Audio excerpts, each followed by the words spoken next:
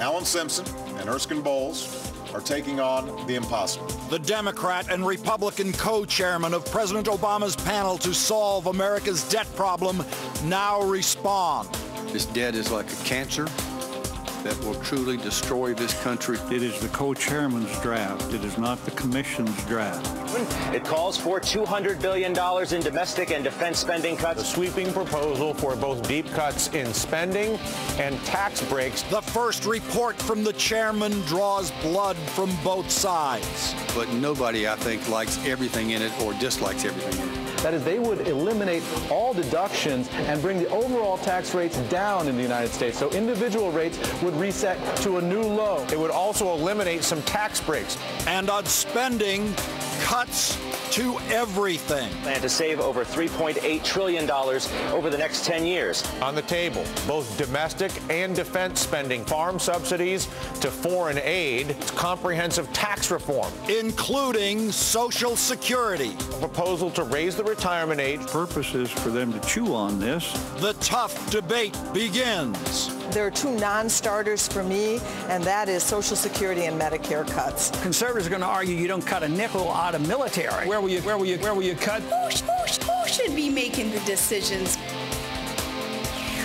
In February, President Obama created the Bipartisan National Commission on Fiscal Responsibility to address the country's nearly $13.8 trillion debt and come up with a way to balance the budget by 2015. Today, the co-chairman of that commission, Democrat and former Clinton White House Chief of Staff Erskine Bowles and former Republican Wyoming Senator Alan Simpson released their balanced budget draft proposal. The highlights: raising the Social Security retirement age, cuts to all discretionary spending, including defense, reforming the tax code to lower the tax rates for all Americans, but ending all tax deductions. Yes, you heard that correctly. They want to end all tax deductions. That means ripping thousands of pages out of the tax code and throwing them away. But first, 14 of the 18 commissioners, most of whom are members of Congress, must come up with a final report that they agree on by December 1st. Today's first draft has already been attacked by Nancy Pelosi, which leaves all of Washington wondering if the commission can get 14 votes for any version of this, and if this means that Pelosi will break her written promise to President Obama to bring the commission's plan to a vote in the House. Joining me now, a member of that commission, Representative Jan Schakowsky, and host of the Dylan Ratigan Show, our own Dylan Ratigan. Congresswoman Schakowsky, I know there are things that you don't like in this plan. There are, as was already said, there are things everyone doesn't like. There are things people like. What do you like in this plan? Well, first of all, let's be clear that this is a proposal only of the two co-chairs. This is not a proposal put forth in any way by the commission. Some of us just saw it. There are a number of cuts in the defense budget that, fortunately, I believe we have bipartisan support for making significant cuts in the defense budget. And at the very least, I think those are the kinds of things that we may be able to move forward with together.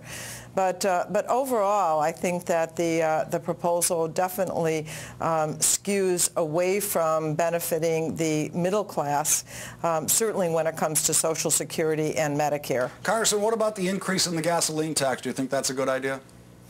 Well, if we are, there's a proposal that we do something to offset the pain that it would cost some lower-income people, but I think that is something that we might consider for the environment as well as for raising revenue. Dylan, Congresswoman Schakowsky says you can talk about doing all the deficit reduction you want, just don't even think about touching Medicare.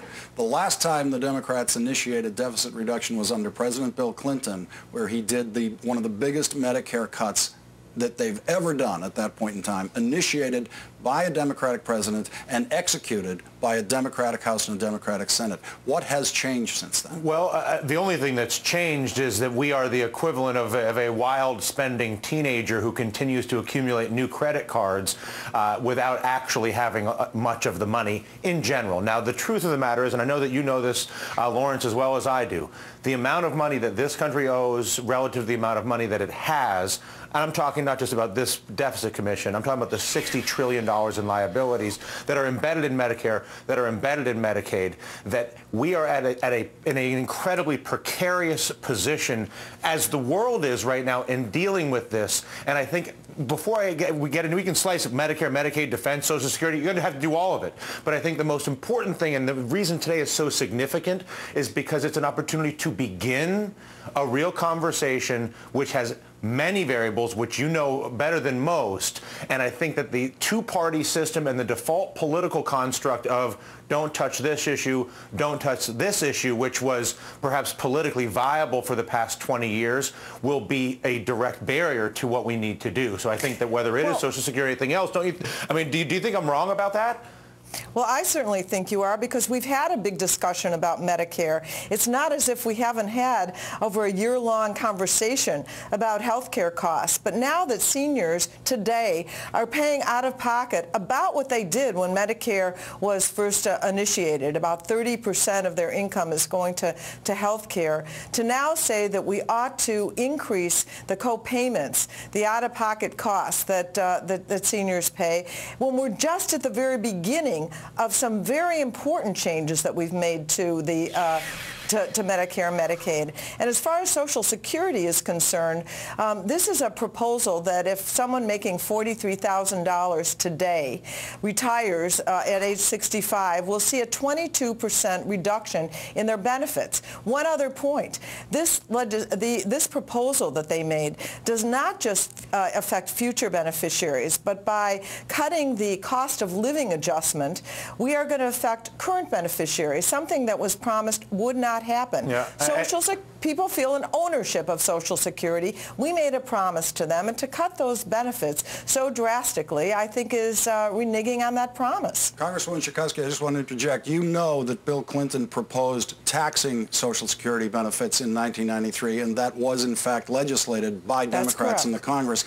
So we shouldn't be pretending here that Democrats have never touched benefits for Social Security. Dylan, go ahead. I would just say, I completely appreciate everything that you're saying, and I'm quite certain that it represents a very understandable and widespread view of this, and not that it's necessarily right or wrong, but it doesn't accept the fact that we have a $60 trillion liability set. We have a cap on Social Security where we stop collecting, I guess, at 106,000. That we don't have a means test.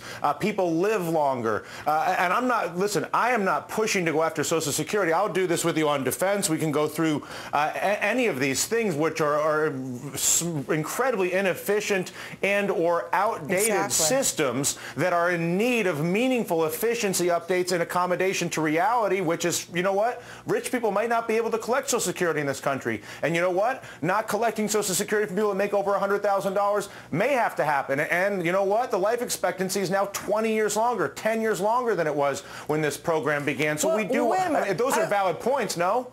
Wait, I want to say something about the longevity. Actually, for women, longevity has gone down in recent years, and for poor people, they aren't living longer. And so this idea of a janitor having to make less Social Security in order for a lawyer who's going to live longer, no, I don't think that is fair or necessary to do that. But Congressman Schakowsky, I think President Obama said when he started this that he had given them, he called it taking on the impossible. I think it really was literally impossible because of that 5-year window that they said all this has to be accomplished within 5 years. I think that's the central problem in what we're looking at. It is draconian. It is shocking when you look at what these changes are because they're trying to right all the wrongs in 5 years. I think that the realistic discussion begins with a 10-year window and maybe even is larger than that. But what is true about this politically for Democrats and Republicans is that there will never be a balanced budget or serious deficit reduction proposal brought to the floor of the House or the Senate that does not include things in it that you don't like, and you are going to be asked to vote on a package, as Democrats did in 1993, that included things that Democrats don't like. Is there any way you will at any point within any one of these budget windows that we choose be willing to take a tough vote on something that you wish was not in the package but is necessary in order to create a package that gets enough votes from both sides of the aisle to pass? Of course. The health care bill that passed is not the bill that I would have written. I certainly would have had a public option. And by the way, in order to control health care costs, including a public option, which would save $168 billion, yes, I think that would be a good idea. Yes, I'm willing to look at it. But look, Lawrence, this is not just about bean counting.